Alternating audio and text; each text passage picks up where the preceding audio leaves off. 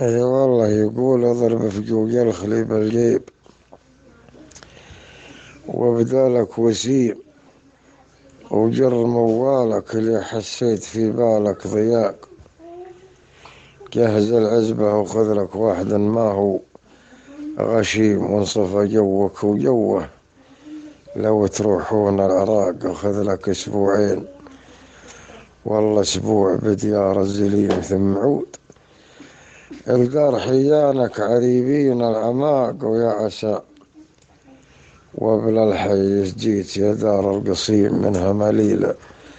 السحاب اللي همليله حقاقة تذكر فيه من قبلت في وقت قديم، بالفياض اللي ورا البتراء وانا ادور ان ياقف ختني في نهارا به مع الغيمة عسيم. وجيت واللي تشد الطنب وتحوف الرواق ليتهن مدا ولا ردا، وانا راجع سليم ناطوى قلبي بحبه من على خفيه واق. ما دريت ان المحبة تجرح القلب وتهيم، لين جربت التلاقي بالحبة والفراق وشي براسي ما نبت به غير من كيد الحريم بالتغلي والتدلع والسواليف الدقاق. ويا وجودي وجد من خلوه عمانه يتيم طش الله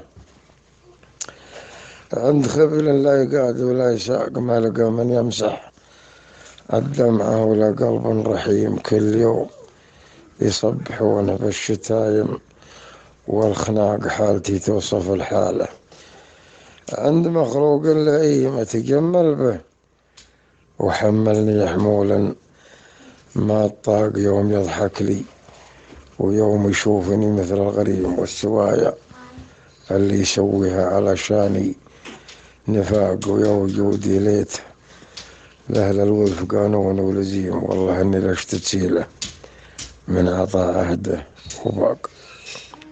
اخوك صقر مصيقر.